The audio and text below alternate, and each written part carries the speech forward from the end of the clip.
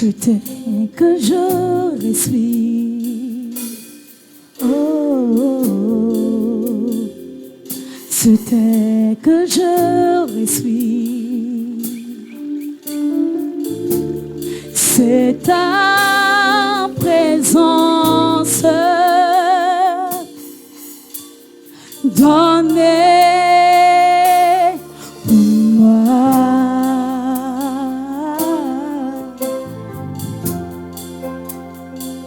Ce pain jour après jour, ce pain jour après jour, c'est ta parole donnée pour moi.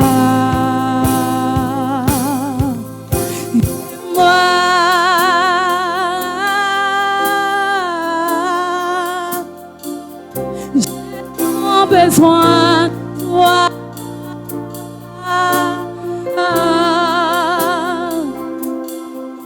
et moi,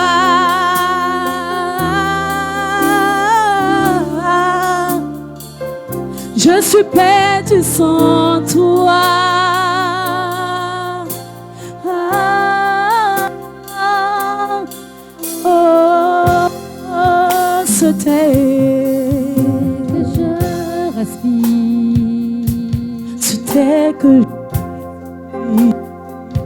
C'était que je respire. C'est ta présence. C'est ta présence donnée pour moi. La vie pour moi. Ce pain après jour. Ce pain jour après jour. Alléluia. Ce pain après jour après jour. Jour après jour. C'est ta parole. C'est ta parole donnée pour moi.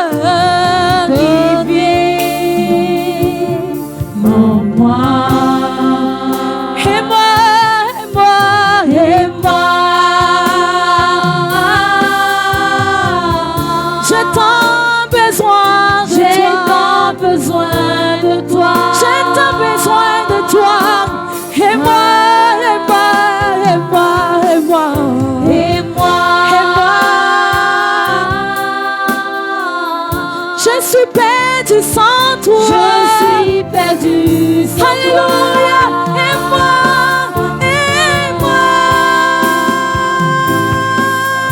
Et moi, j'ai tant besoin de toi. J'ai tant besoin. Alléluia, Alléluia. Et moi. Je suis perdu sans toi. Je suis perdu Alléluia.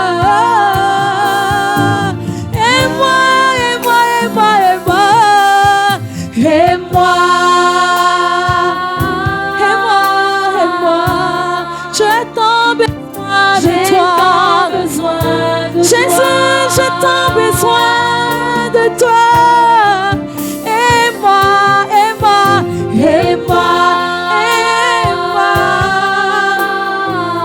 Je suis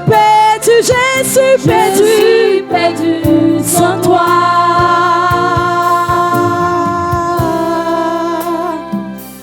Je suis perdu sans toi. Oh, j'ai tant besoin de toi. Oh, j'ai tant besoin de toi.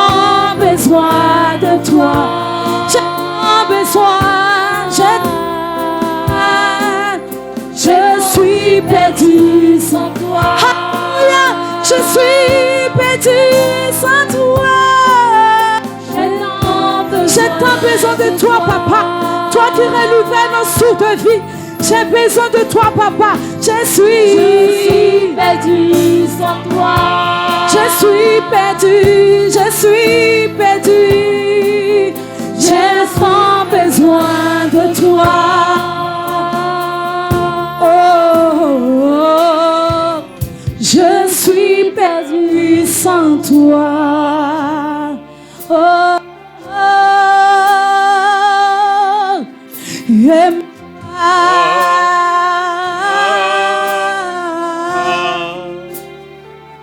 j'ai tant besoin de toi.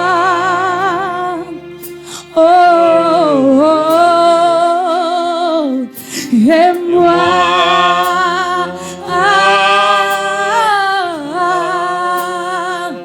je suis perdu sans toi. Oh,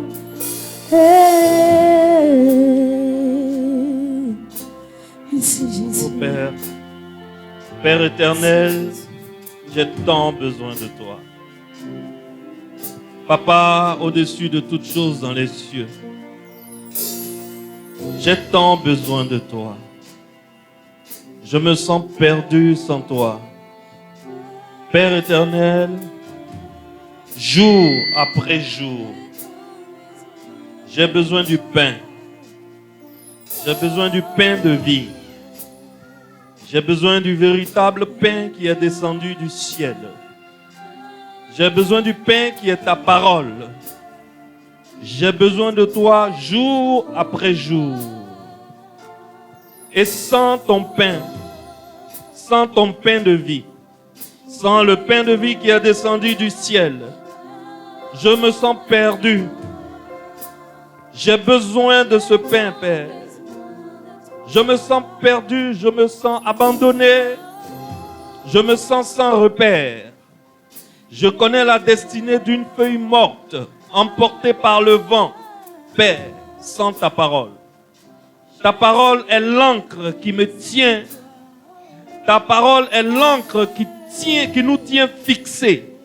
Ta parole est le repère qui nous permet de nous diriger dans cette jungle qui s'appelle le monde. Ta parole est la boussole de notre vie. Et dans cette église de Temple Gloire de Bingerville, Père, nous aimons ta parole. Nous avons besoin de ta parole. Nous avons besoin de toi, saison après saison, jour après jour, lune après lune. Père, le Temple Gloire crie à toi aujourd'hui son besoin de toi. Le Temple Gloire t'exprime son besoin de toi. Nous ne pouvons rien faire sans toi. Nous ne sommes rien sans toi. Nous sommes comme un poisson qui est sorti de l'eau. Et chaque fois que nous ouvrons la bouche, c'est pour aspirer à l'oxygène. C'est pour aspirer à ta parole. Et nous aspirons à ta parole. Seigneur, nous sommes comme cette biche qui a tant besoin d'une goutte d'eau.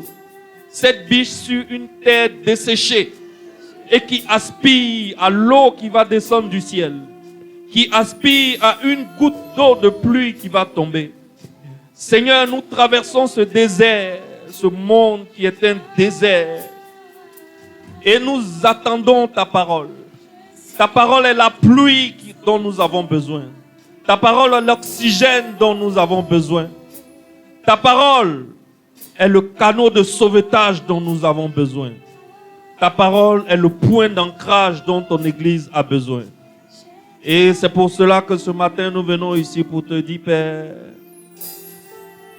nous avons besoin de toi. Et moi,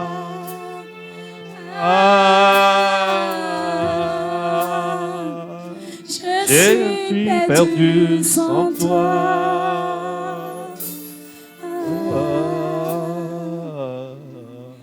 Et moi,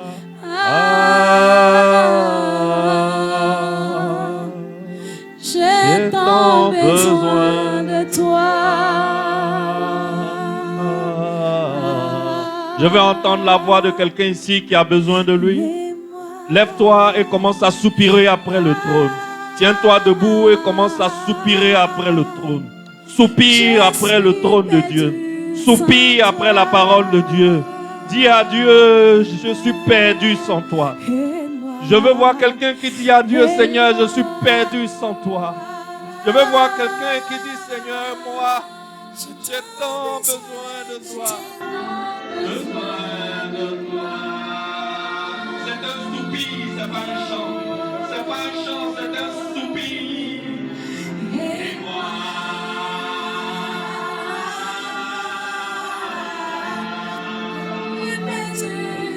je suis perdu sans toi.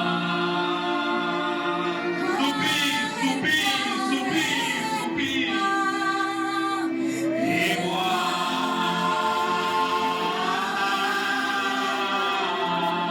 j'ai tant besoin de toi.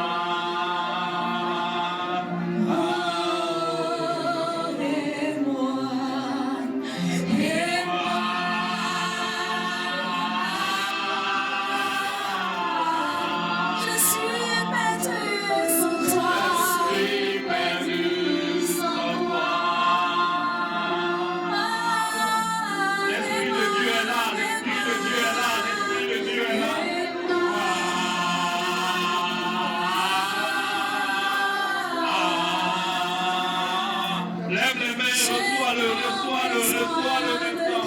L'Esprit de Dieu est là, il veut atterrir sur ta vie. Il veut atterrir dans ton histoire. Il veut atterrir dans ta destinée.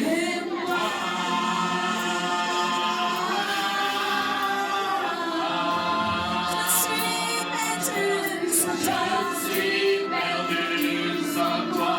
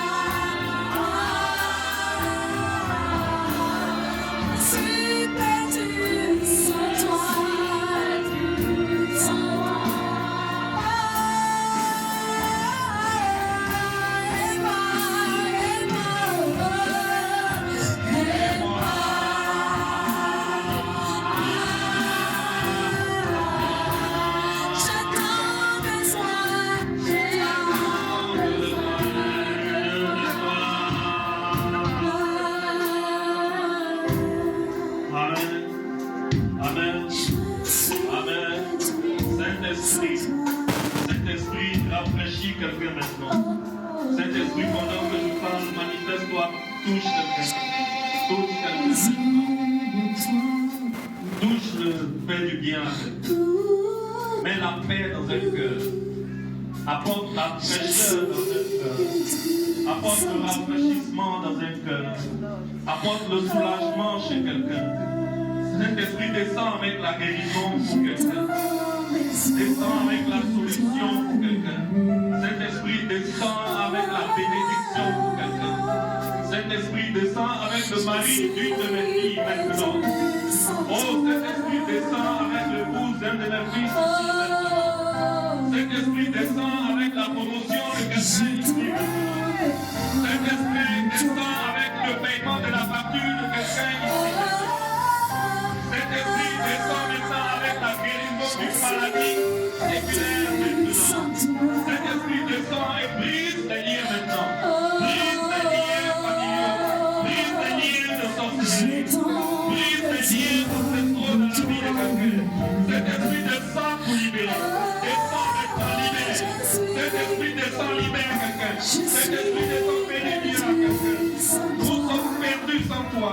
Nous t'appelons ce matin. Nous t'appelons ce matin dans nos vies. Nous t'appelons ce matin dans nos destinées. Et moi.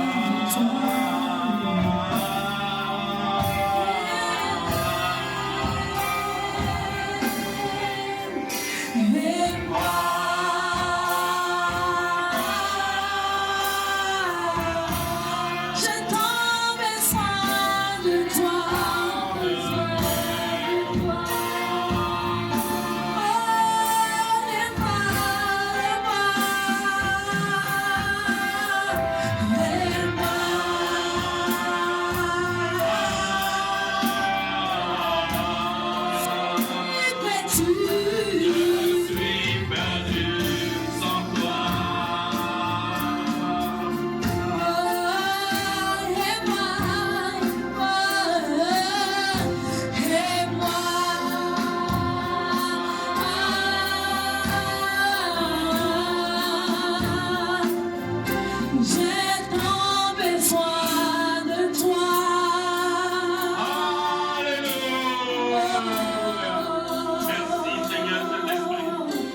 Merci de visiter cette église.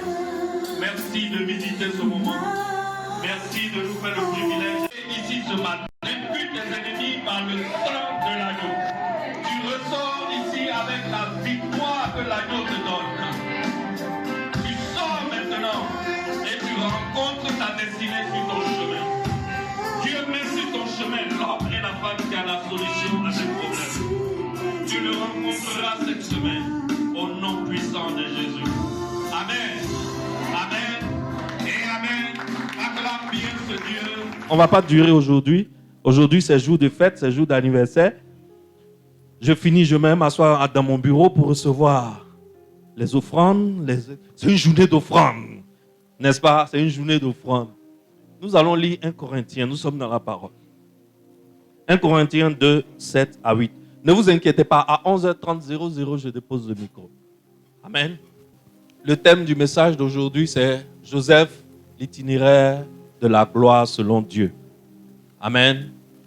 L'itinéraire de la gloire selon Dieu. Parce qu'il y a la gloire selon ce monde. Il y a la gloire selon Satan. Et puis il y a la gloire selon Dieu. L'apôtre Paul dit, je lis pour toi, nous prêchons la sagesse de Dieu, mystérieuse et cachée, que Dieu, avant les siècles, avait destinée pour notre gloire. Nous prêchons quoi? Nous prêchons la sagesse de Dieu. La sagesse de Dieu est comment? Mystérieuse. Tu ne peux pas comprendre. Tu vas essayer de comprendre, mais tu ne peux pas comprendre.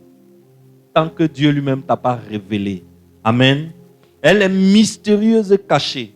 Que Dieu, avant les siècles, avait destinée pour notre gloire. Sagesse qu'aucun des chefs de ce siècle n'a connue. Car, s'ils l'eussent connu, en français simple, ils allaient dire, s'ils l'avaient connu, ils n'auraient pas crucifié le Seigneur de gloire. Mais comme il est écrit, ce sont des choses que l'œil n'a point vues, que l'oreille n'a point entendues, et qui ne sont point montées au cœur de l'homme, des choses que Dieu a préparées pour ceux qui l'aiment. Est-ce qu'on peut prier? Dieu Tout-Puissant, tu es élevé au-dessus de toutes choses. Et ta parole est notre repère. Ta parole est notre boussole. Ta parole est la lumière qui éclaire le monde. Ta parole est vérité et ta parole est puissante. Et ce matin, nous annonçons au monde que ce que nous prêchons, c'est ta sagesse. Ta sagesse est mystérieuse. Ta sagesse est cachée. Le diable ignore le fond de cette sagesse et le diable s'agite. Mais Père, gloire soit rendue à toi au plus haut des cieux. Car tout ce que le diable manigance de mal, tu le transformes en bien pour tes enfants. Que quelqu'un qui est dans cette salle aujourd'hui, Père, par le sang de l'agneau, sorte avec sa victoire, sorte avec sa destinée éclairée, et qu'il marche vers une destinée célébrée dans le nom puissant de Jésus-Christ de Nazareth. Amen. Amen. La sagesse de Dieu, là, elle est mystérieuse. Elle est difficile à comprendre. Mais heureusement pour nous que la sagesse de Dieu est mystérieuse, parce que toi et moi, nous avons un ennemi. Parce que Joseph avait un ennemi. Et l'ennemi s'est emparé du cœur de ses frères. Et les frères de Joseph sont devenus jaloux. Pourquoi les frères de Joseph sont devenus jaloux? Parce qu'ils ont commencé à entrevoir sa destinée. La destinée de Joseph s'est révélée. Et quand une destinée se révèle, je t'annonce que cette destinée est combattue. La destinée est combattue par qui? La destinée est combattue par l'ennemi. Le père du mal, qui s'appelle le diable. Le diable que tu vois là, à force de vouloir détruire la sagesse de Dieu, à force de vouloir détruire la vie des enfants de Dieu, il participe sans le savoir à la réalisation de la destinée des enfants de Dieu. Tu sais, le diable, il se mêle toujours de ce qui ne le regarde pas. Malheureusement pour lui, il ne connaît pas la fin. La différence, c'est que Dieu, lui, il connaît la fin avant le commencement. Notre papa, notre défenseur, celui de qui nous descendons, lui, connaît la fin avant le commencement. Mais celui qui s'oppose à notre papa, qui s'appelle le diable, il rentre dans des histoires, mais il ne connaît pas la fin du film. Il rentre avec ce qu'il sait faire bien. Et qu'est-ce qu'il sait faire si bien? Le mal. Mais je suis en train de dire à quelqu'un, comme nous sommes en train de le voir avec Joseph, ta destinée sera révélée. Dis-moi Amen. Ta destinée sera révélée. Tu fréquentes cette église. L'église s'appelle comment? La maison de la destinée. Le temple, aïe aïe aïe, c'est lourd. Si tu étais prophète, tu allais comprendre. Je suis sûr que mon bishop, lui, comprend. Lui, le prophète. La maison de la...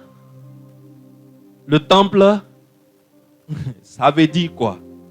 Quand tu fréquentes cette maison, ta destinée est révélée au monde entier. Quand tu fréquentes cette maison, si ta destinée était cachée, si ta destinée était enterrée par la sorcellerie, si la destinée était cachée par l'ennemi, si ta destinée était avalée par un python, il va vomir. Il va vomir. Ta destinée sera révélée. Un jour, Joseph est allé voir ses frères. Il dit, les gars, on était au champ, j'ai rêvé, on était au champ. Et puis, le paquet de blé que moi j'ai fait s'est tenu debout. Et puis, vous, vos paquets de blé se sont prosternés autour. Ses frères disent, ah bon, hein? Toi comme ça là aussi. Toi, petit frère, petit frère, petit frère, petit frère, petit frère. Si c'est pas comme papa était bandit, toi là, moi, il peut te mettre au monde. Moi, il me prosterner devant toi. Petit, vous savez courir, mais vous ne savez pas vous cacher. Oh. J'ai compris. Ils n'ont rien dit. Un autre jour, l'enfant là-dedans, il rêve encore. Et ça, c'est devant son papa. Il dit, le soleil, la lune et 11 étoiles se sont prosternés devant moi. Son papa dit, petit, petit, doucement, je t'aime beaucoup, mais ce que tu fais là, fais attention. Ce n'est pas la faute à Joseph. Sa destinée commence à être révélée. Mais chaque destinée révélée est contestée. Ça, c'est ce que m'a appris mon père, le révérend Georges Amoako. Je suis rentré à la maison de la destinée dans un état lamentable. J'étais brisé en 1000 morceaux. Je venais de perdre la femme avec qui je vivais, avec qui j'avais eu mes 2 premiers enfants. J'avais perdu aussi toute visibilité dans le monde du travail. Je suis un médecin qui soigne les animaux. Comme en ce moment, je n'avais pas la nationalité ivoirienne, je ne pouvais pas intégrer la fonction publique de Côte d'Ivoire.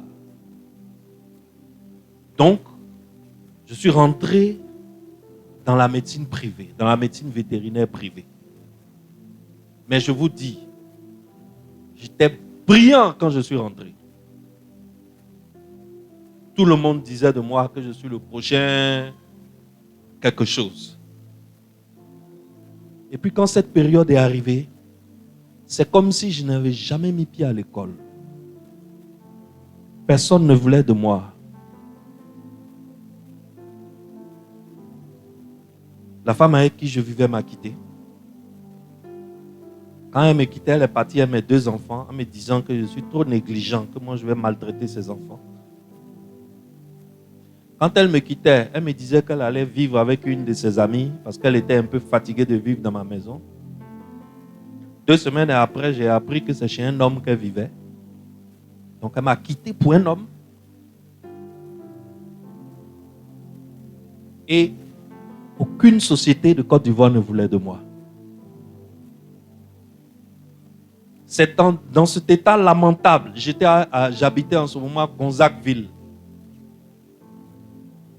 J'avais quitté un appartement de luxe qui coûtait 175 000 pour rejoindre un studio minable à Gonzagueville qui coûtait 30 000 par mois et j'avais des difficultés pour payer les 30 000 par mois. On est venu me faire sortir un matin. La femme est partie avec les enfants. Maintenant, on me fait sortir de maison. J'ai un grand frère à Benjerville qui m'a dit, viens rester avec moi. Je suis venu rester avec le grand frère à Benjerville. C'est comme ça que j'ai connu Benjerville. Je ne connaissais pas Benjerville. Et étant chez le grand frère, je décide d'aller faire une course et je passe à côté de la maison de la destinée. Et je passe à côté de la maison de la destinée et quelque chose commence à me parler. Je n'ai jamais ressenti ça dans ma vie. Quelque chose me parle et la chose me dit rentre. Je suis rentré. Je suis rentré à la maison de la destinée et ce qui se passe dans la vie de toute personne qui met son pied à la maison de la destinée s'est passé dans ma vie. Et ma destinée m'a été révélée. Alléluia. Ça sera ton cas. Oh, dis, ça sera mon cas. Oui, Bishop. Ta destinée te sera révélée. Ici, là, les destinées sont révélées. Mais il faut savoir que quand une destinée est révélée, cette destinée est contestée. Le diable va te contester cette destinée. Alors, qu'est-ce que le diable va faire? Il s'empare du cœur des frères de Joseph. Et il commence à instiller son venin dans le cœur des frères de Joseph. Joseph se retrouve vendu. Imagine, tu sais, hier j'étais avec ma femme et on a décidé de regarder le film de Joseph à la télé. Ma femme et moi. Mais c'est comme si on n'avait jamais lu ça dans la Bible. Au moment où les frères de Joseph décident de le jeter dans le puits. Mais Joseph, il ne comprend pas. En fait, les gens qui sont en train de le jeter dans le puits, c'est des gens qu'il aime. C'est sa famille, ça. Il n'a pas une autre famille. C'est ceux-là qui sont... En fait, si quelqu'un quitte au dehors pour venir le frapper, c'est ceux-là qui vont le défendre. Si un lion attaque Joseph, ce sont ces 10 frères-là qui vont dire, pas question, monsieur le lion. Dégage, c'est notre sang. C'est ceux-là qui le fauchent, qui lui arrachent sa tunique, qui le déshabillent, déchirent ses vêtements et le jettent au fond du trou. Imagine les cris qu'il poussait. Il est étonné. Il y a quoi, les gars? C'est amusement ou bien c'est vrai. Le temps, quand il va comprendre que c'est vrai, il est déjà au fond de la citerne. Il est au fond de la citerne, ses frères sont en haut. La Bible dit que ses frères sont en train de manger. Donc imagine, les gars sont en train d'abattre et le petit est là-bas. Il crie jusqu'à sa gorge. Pardonnez! Ça, c'est ivoirien, ça. Sinon, en français, on ne dit pas pardonner. En français, on dit quoi? Pardon. C'est ivoirien qui dit pardonner. Aidez-moi! Mais les gars, il y a quoi? Il y a quelle palabre et puis on ne peut pas régler? grand frère Ruben, grand frère Siméon, grand frère Lévi. Il y a quoi? Grand frère Judas, grand frère, aidez-moi. Zabulon, Gad, Aser, Dan, je vous ai fait quoi? Aidez-moi. Ruben les avait quittés exprès. Parce que dans la tête de Ruben, il allait revenir, quand ses frères vont bouger, il va revenir pour libérer l'enfant, pour le ramener à son papa. Parce que Ruben ne voulait pas affronter ses 9 autres frères. Mais Ruben ne voulait pas la mort de Joseph. À cause de qui? À cause de son papa. C'est l'aîné, il est responsable. Donc Ruben les a quittés avec l'intention de revenir pour libérer Joseph de la citerne. Le temps, Ruben va faire son petit tour pour revenir. Ils ont déjà vendu l'enfant aux Ismaélites qui passaient. Donc, Ruben revient. Il dit, bon, les gars, on fait comment? On bougeait, non? Bon, l'enfant là, il n'y a pas l'enfant. Mais l'enfant est où? On l'a vendu. Ruben, la Bible dit, Ruben a déchiré ses vêtements. Il dit, mais je vais dire quoi à son papa? Voilà comment ils vont tremper sa tunique dans le sang et ils vont ramener la tunique au vieux. Le diable est à l'œuvre. La destinée de Joseph commence à être contestée, combattue.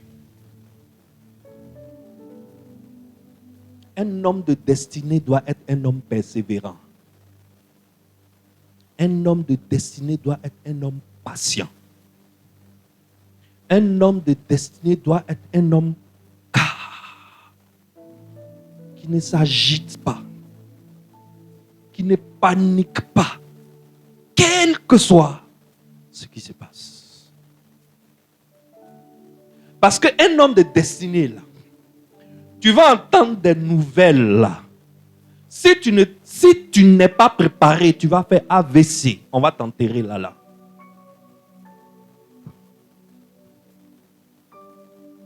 Il arrive chez Potiphar. Le gars, il passe de fils bien-aimé à esclave. C'est-à-dire, je ne sais pas si vous vous rendez compte de ce qu'on appelle esclave. Non, vous ne savez pas. Ça a disparu, ça n'existe plus. Donc vous ne savez pas ce qu'on appelle un esclave. Mais par la grâce de Dieu, Joseph était un esclave de telle sorte que quand on lui dit « balaye ici », il balaye ici et puis il ajoute ici aussi dessus. Quand on lui dit « fais 1 kilomètre », il fait 1,5 kilomètres. Quand on lui dit « lave tous les habits de la maison », il lave les habits de la maison, et puis il lave les serpillères, et puis il lave les tapis de table, et puis il lave les moquettes, il lave tout. Et Potiphar le regarde et dit, le gars, là, il est quand même un peu spécial. Hein? Pour un esclave, il est très noble dans la tête. Est-ce que tu vois? Être esclave, là, c'est dans la tête. Être noble aussi, là, c'est où? C'est dans la tête. Un noble, là, quand tu vois un noble faire travail qu'un esclave a l'habitude de faire, quand tu regardes, c'est différent. Dis à un enfant lambda d'aller balayer ta chambre. Et puis toi-même, un jour tu es content, tu veux balayer ta chambre. C'est la même chose. Est-ce que c'est la même chose? Pas la même chose. Toi, quand tu veux balayer ta chambre, tu soulèves tous les meubles. Tu les pousses à côté, tu balayes en bas. Tu mets ces pierres-là dans Javel avec Omo. Tu nettoies. Quand quelqu'un rentre, il sait que ça a été nettoyé. C'est comme ça Joseph était. En fait, Joseph, là, il connaît l'autorité de Dieu qui est sur sa vie. Donc, quel que soit là où Dieu le place, là, c'est pas ça qui l'inquiète. Dans sa tête, là, il sait qu'il est un enfant de Dieu. Et il travaille comme un roi. Aujourd'hui, peut-être il est esclave, mais Joseph travaille comme un roi. Je dis à quelqu'un ici, Le travail que tu fais pour ton patron, comment tu le fais? Parce que ta destinée, là, c'est ta destinée qui détermine comment tu fais le travail. Parce que si tu es un homme ou une femme de destinée, si tu es comme mon fils Serge, et que c'est toi qui fabriques les routes, tu fabriques les ponts, tu fais des poteaux dans l'eau pour qu'on mette pont dessus, le blanc qui vient là, quand il va venir, quand tu as fini de travailler, il va dire, lui là, non l'autre, Atse, je lui donne une bourse pour aller étudier en Europe. Oui, pourquoi? C'est pas parce que tu as barbe. Mais ta façon de faire, il n'a pas l'habitude de voir ça chez les autres. Quel que soit ton poste, quel que soit le travail, même si tu es servante, ta façon de faire servante là, ton patron, des fois, doit s'arrêter pour dire, j'ai eu des servantes, mais celle-là, elle est à part. La fille là, je vais lui demander dans quel coup elle s'est retrouvée servante. Je vais voir ce que je peux faire pour l'aider. Est-ce qu'elle n'a pas envie de faire un commerce? Est-ce qu'elle n'a pas envie de retourner à l'école? Je vais payer ses cours, etc. Moi, j'ai vu des servantes qui sont devenues enfants d'un patron ici et d'une patronne. Pourquoi? Ils ont pris la servante comme leur propre enfant et ils ont changé la destinée de la servante. La façon de travailler. Et Potiphar a dit à Joseph, tu es esclave, mais tu es différent. Je te nomme gouverneur sur ma maison. Le diable, toi, ton problème est où? Le problème du diable est où dans ça là? Le diable veut se mêler de sang. Qu'est-ce qu'il fait? Il rentre dans le cœur de la femme de Potiphar. Quand elle regarde l'enfant là, elle le voit en biscuit, gâteau au miel, gâteau au fou. Elle veut tabac ça. Un jour, elle est tombée sur lui. L'enfant était obligé de se débattre. Grand type, esclave. On va écouter qui? Abidjan ici. Si tu as palabre à un Libanais, et puis vous partez à la justice, tu es sûr que tu vas t'en sortir. C'est déjà bouclé. Avant que tu n'arrives là-bas, c'est déjà bouclé.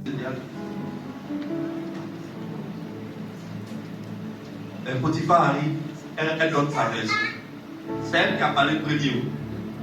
On prend l'esclave, on le jette en prison. Injuste.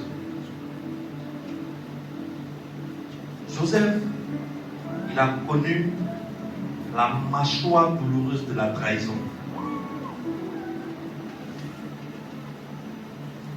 Il quitte là, il vient connaître les murs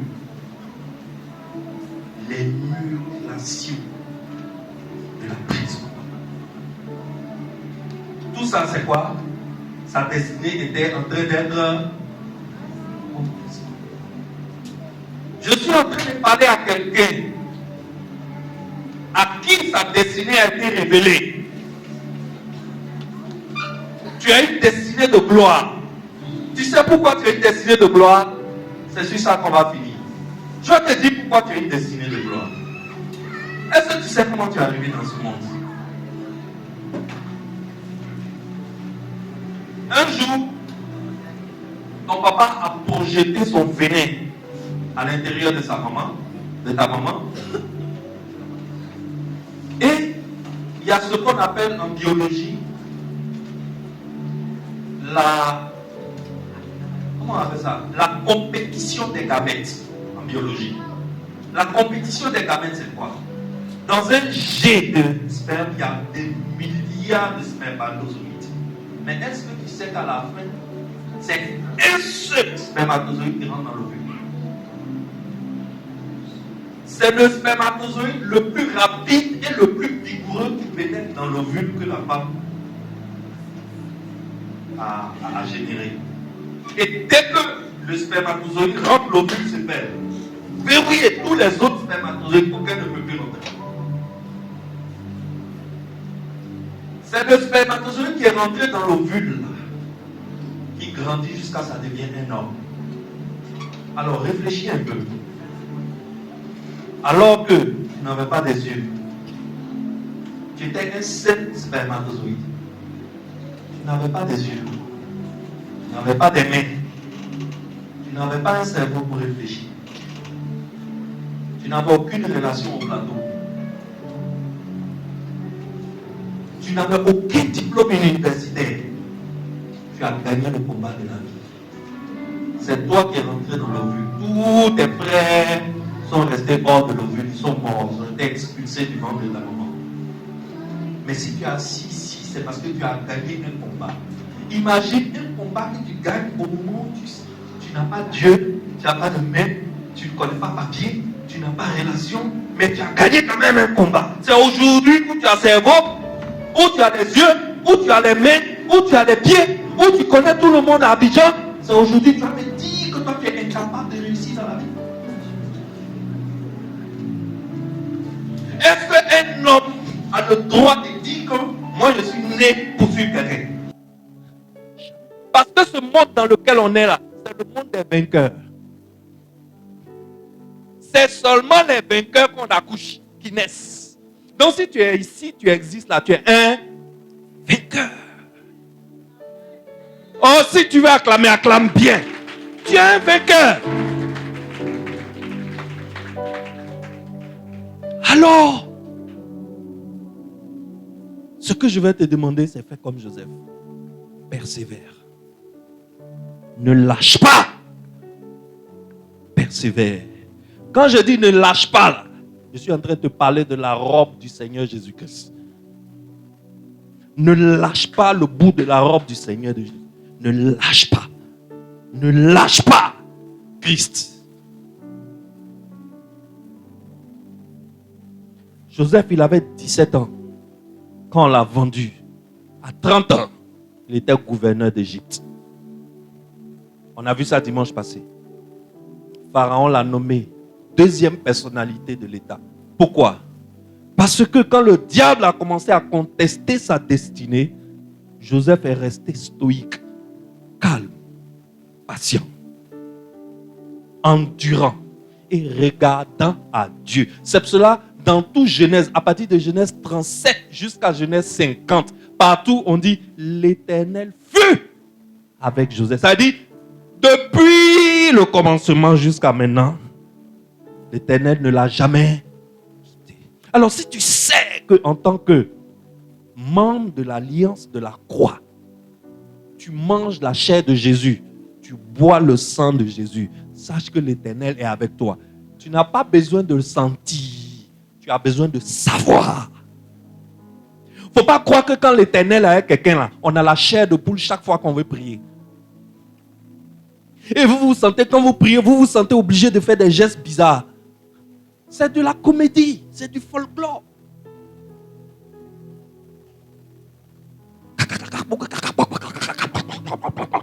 Beaucoup de sueur ici, beaucoup de sueur ici, beaucoup de sueur ici. C'est pourquoi l'Éternel est avec toi. C'est une information, tu dois savoir. Ce n'est pas quelque chose qu'on ressent. Ce n'est pas quelque chose qu'on ressent. Non, c'est quelque chose qu'on sait. Parce qu'on est en alliance avec Christ. Alors, ta destinée sera contestée. Mon frère, tu vas signer. Voici mon frère Tchéoulou. Un jour, il est venu me voir ici, il y a 4 ans de cela. Il venait de signer un contrat de 3 milliards. Donc, on était dans mon bureau et puis on refaisait le monde. Qu'est-ce qu'on va changer dans le temple? Quelles sont les choses qu'on va acheter? Là, ça fait 4 ans. Il a signé.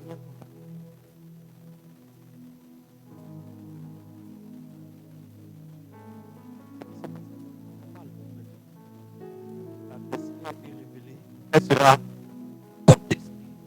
Elle sera combattue. Mais ce que tu dois savoir, c'est que le Dieu qu'on adore, c'est le Dieu qui a sorti Joseph de prison. Un matin, il a installé directement sur le trône de l'Égypte. Joseph a été installé sur un trône dont il n'a même pas la nationalité. C'est-à-dire, on vient prendre Adé. On dit, Adé, viens. Et puis on fait asseoir Adé sur le trône d'Angleterre. On dit désormais tu es la reine d'Angleterre. C'est trop difficile à comprendre pour nous. C'est pour ça que la Bible dit la sagesse de Dieu est quoi? Mystérieuse. Dieu il fait ces choses comment même? Dans le monde où nous on est là. Ici là, si tu n'es pas ivoirien de père et de mère, eux-mêmes ivoiriens, tu vas t'asseoir comment sur le trône? Mais on a vu le contraire sinon. Sur mon regard. C'est arrivé ou bien c'est pas arrivé? Alors toi, ton cœur bat pourquoi? Ton cœur bat pourquoi? Le thème de mon message, c'est l'itinéraire de la gloire selon Dieu. Quand Dieu décide de t'élever là, tu seras combattu. Tu seras contesté. Excellence, tu vas souffrir. C'est comme ça que la gloire de Dieu marche. Tu vas souffrir. Tu vas voir ton étoile comme ça. Tu vas voir ta destinée comme ça. Mais tu as l'impression que ce n'est pas pour toi. Oh, c'est pour toi. Parce que entre la révélation de la destinée et la célébration de la destinée, il y a une étape qu'on appelle la contestation de la destinée. Mais ce qui est bien, à la fin de la journée, on va quand même célébrer ta destinée. Dis-moi amen. Ta destinée sera célébrée. Je déclare que ta destinée sera célébrée. Ta destinée sera célébrée. La terre entière célébrera ta destinée. La terre entière parlera de toi. La terre entière dira qu'il y a un homme, il y a une femme qui vient d'une église qu'on appelle la maison de la destinée, le temple gloire de Benjerville, qui a été une bénédiction pour des nations entières. Dis-moi amen. Je dis, ce monde-là, c'est le monde des vainqueurs. Si tu es assis ici, c'est parce que tu as gagné la compétition des gamètes. Tu l'as gagné en étant aveugle. C'est pas maintenant que tu vas perdre. Dis-moi amen. On va s'arrêter ici aujourd'hui, on continue le dimanche prochain. Que Dieu vous bénisse, chers vainqueurs. Dis, je suis un vainqueur. Je suis un vainqueur. Je suis un vainqueur. Alléluia. Applaudis pour le Dieu des destinées. Applaudis pour le Dieu qui donne la gloire. Alléluia. Alléluia. Oh, la voix de la destinée nous amène dans un chant de gloire, un chant de victoire. Majesté, majesté, ta grâce m'a trouvé tel que je suis, sans valeur, mais pour toi, perle de prix. Ta grâce m'a trouvé tel que je suis, sans valeur, mais pour toi, perle de prix. Allume la majesté, majesté, majesté, majesté, majesté, majesté, la majesté, majesté. Ta grâce m'a trouvé, tel que je suis, sans valeur, mais pour toi, perle de prix. Ta grâce m'a trouvé, tel que je suis, sans valeur, mais pour toi, perle de prix. Majesté,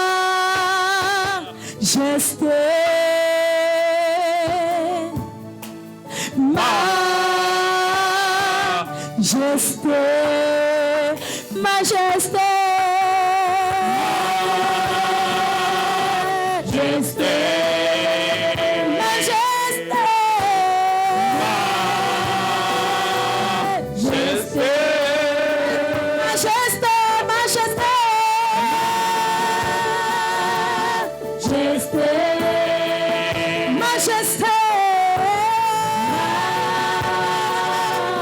majesté.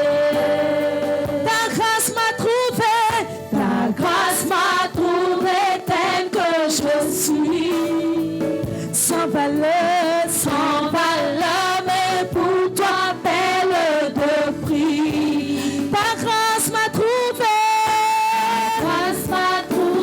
tel que je suis, sans valeur,